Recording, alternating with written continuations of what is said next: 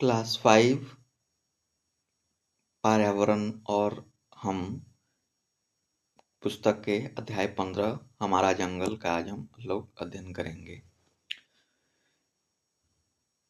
इस पाठ में हमें जंगल के बारे में बताया गया है कि जंगल क्या होता है, बगीचा क्या होता है, जंगल में हम लोग को क्या मिलता है, जंगल हम लोग के लिए किस प्रकार से उपयोगी है। इसी के बारे में हम लोग इस चैप्टर में पढ़ेंगे। चलिए रीडिंग शुरू करते हैं। कल हम वाल्मीकि अभयारण्य जाएंगे। वाल्मीकि अभयारण्य एक जंगल है। अभयारण्य उसको कहते हैं जहाँ पर जंगली जानवर निर्भीक होके रह सकें, उसको अभयारण्य कहते हैं। अभयारण्य यहाँ जहाँ पर बिना डरे जानवर रहे, वहाँ उसको हम लोग अभयारण्य कहेंगे।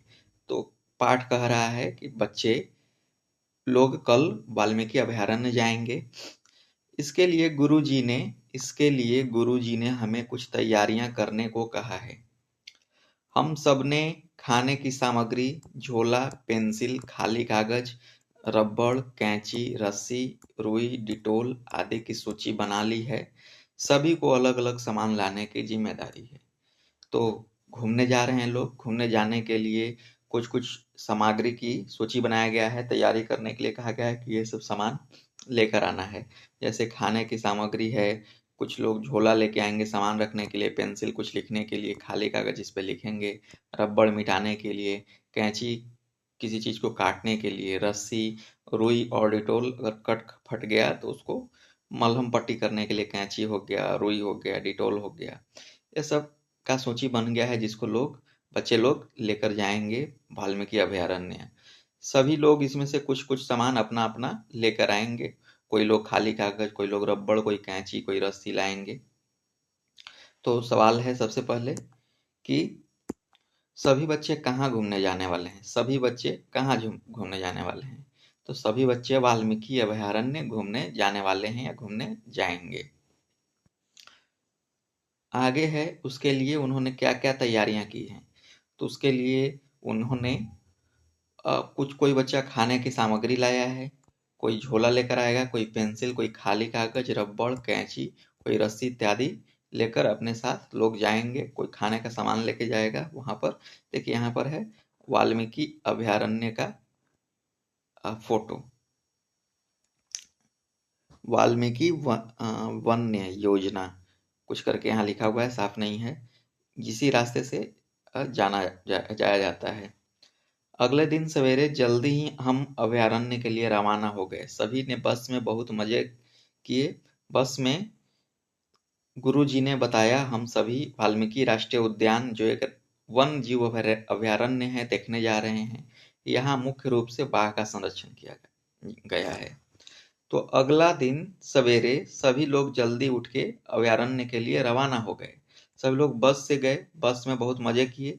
बस में गुरुजी ने बताया कि हम सभी वाल्मीकि राष्ट्रीय उद्यान, जो कि एक वन्य जीव अभयारण्य है, देखने जा रहे हैं। यहाँ मुख्य रूप से बाघ का संरक्षण किया गया है। मतलब यहाँ पर बाघ के लिए ही इस अभयारण्य को बनाया गया है। अब अभयारण्य के बारे में बताया गया है। अभयारण्य जंगल का वह इस हिस्सा है जहाँ जंगली जानवर बिना किसी खतरे के खुले घूम सकते हैं। हम उन्हें कोई नुकसान नहीं पहुंचाते हुए इसकी सैर भी कर सकते हैं। जहाँ हम लोग जा तो सकते हैं लेकिन वहां पर कुछ कर नहीं सकते हैं, वहां किसी को नुकसान नहीं पहुंचा सकते हैं। बिना किसी नुकसान पहुंचाए हुए वहां हम लोग घूम सकते हैं। इसको बोलते हैं अभयारण्य। अभयारण्य पहुंचकर गुरुजी ने हम सभी को गंदगी नहीं फैलाने तथा जानवरों को परेशान नहीं करने के बारे में समझाया। इसके बाद हम सभी छोटी छोटी गाड़ियों में बैठकर अभयारण्य घूमने निकल गए। अभयारण्य पहुंचने पर गुरुजी ने बताया कि गंदगी नहीं फैलाना है, जानवर को परेशान नहीं करना है। उसके बाद लोग छोटी छोटी गाड़ियों में, वहां जाइएगा तो गाड़ी होता है जिसमें शीशा वगैरह लगा हुआ रहता है, पैक रहता है, ताकि आप बाहर देख सकते हैं लेकिन कोई जानवर आप पर हमला न कर दे, इसीलिए। हमने साल, शीशम, खैर, सेमल, जामुन आदि के पेड़ देखे। अचानक गाड़ी रुक गई। हमने देखा कि बहुत सारे हिरन एक साथ पानी पी रहे थे। सबको बहुत अच्छा लगा। कुछ बच्चे ने तो उनकी तस्वीर भी ली। अचानक हिरनों के झुंड में हलचल हुई। गाड़ी के ड्राइवर ने हमें शांत रहने का इशारा किया। थोड़ी देर बाद का नजारा तो आश्चर्यचकित करने वाला था। हमने देखा कि झाड़ियों में से अचानक एक शेर निकला। हम सभी भौचक्के रह गए। हिरणों के झुंड कुछ घबराया सा था, वे इधर उधर भागने लगे। तो यहाँ पर जो घूमने जाने के बाद जो वहाँ देख रहे हैं उसको लिखा हुआ है कि गाड़ी रुका, वहाँ पे हिरन पानी पी रहे थे, वहाँ पर शेर आ गया तो सभी लोग भौचक्के हो गए। तो सवाल है कि आपको क्या लगता है कि हिरणों के झुंड में हलचल क्यों हुई होगी? तो हिरणों के झुंड में हलचल शेर के आने के कारण हुई होगी। ये हो गया। ड्राइवर ने बताया कि इस अभयारण्य में कभी कभार ही ऐसा नज़ारा देखने को मिलता है, यानी बाघ की संख्या बहुत कम रह गई है। क्योंकि यहाँ बाघ की संख्या बहुत कम रह गई है, थोड़ी देर बाद हम वहाँ से आगे बढ़े और जंगल में एक ऐसी जगह पर जाकर रुके जहाँ खुला मैदान था। वहीं बैठकर गुरुजी से बातें करने लगे। हमने उनसे जंगल के बारे में बहुत कुछ जाना। अभयारण्य में गए तो बताया ड्राइवर कि ऐसा नहीं होता है, बाघ बहुत कम है, हमेशा नहीं दिखता है, बहुत संख्या कम हो गया क्योंकि इंसान बाघों को मार के खत्म कर दिया है। उसके बाद गुरुजी से बच्चों की बात हुई। देखिए यहाँ पर गुरुजी और बच्चे बैठे हुए हैं।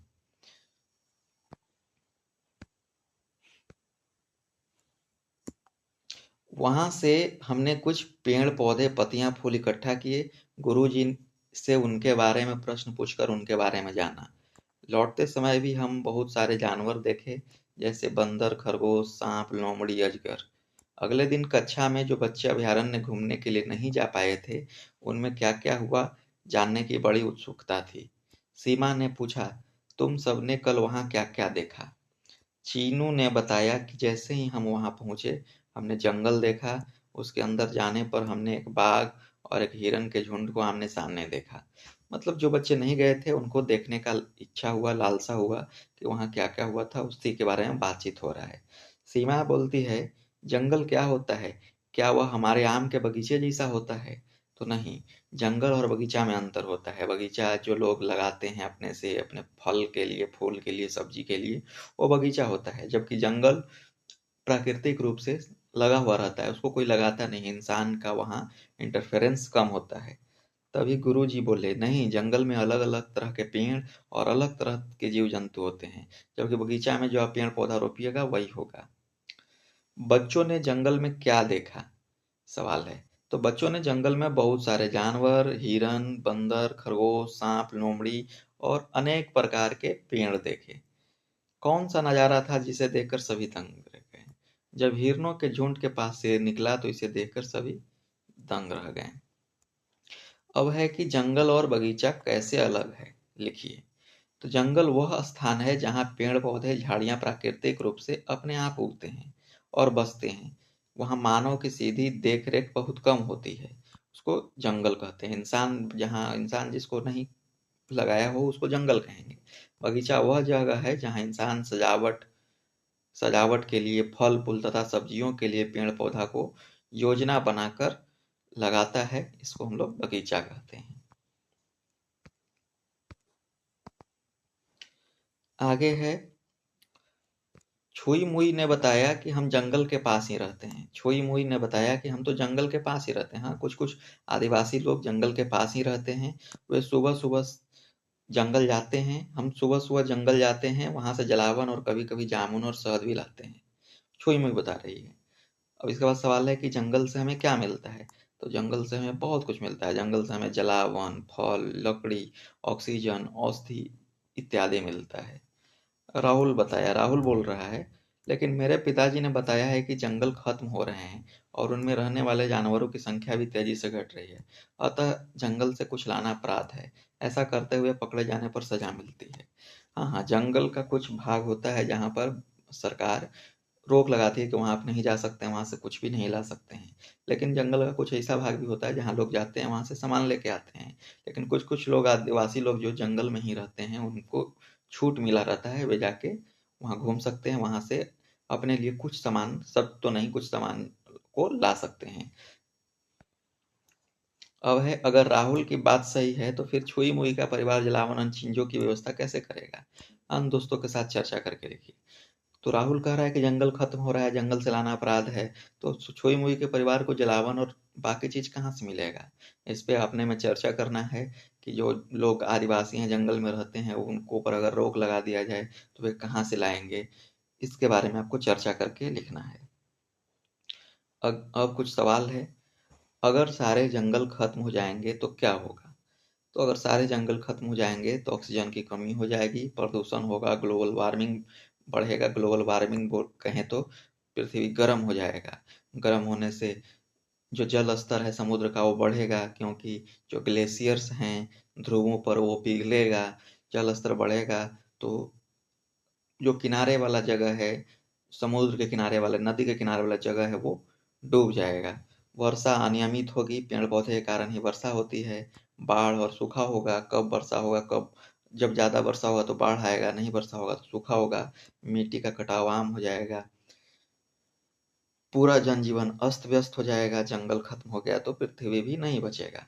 जंगल को, अब ये तो है कि जंगल खत्म हो जाएगा तो इतना दिक्कत है, जंगल को खत्म होने से बचाने के लिए क्या क्या किया जा सकता है? तो जंगल को खत्म होने से बचाने के लिए कई प्रभावी उपाय किए जा सकते हैं, जैसे जंगल की कटाई पर रोक लगाया जा सकता है, वृक्षारोपण यानी नए पेड़ लगाया जा सकता है, जागरूकता फैलाया जाए, मानव जनसंख्या वृद्धि पर लोग रोक लगाया जाए, तभी जाके जंगल को बचा सकते हैं हम लोग। अगर ऐसा नहीं करेंगे तो जंगल नहीं बच पाएगा।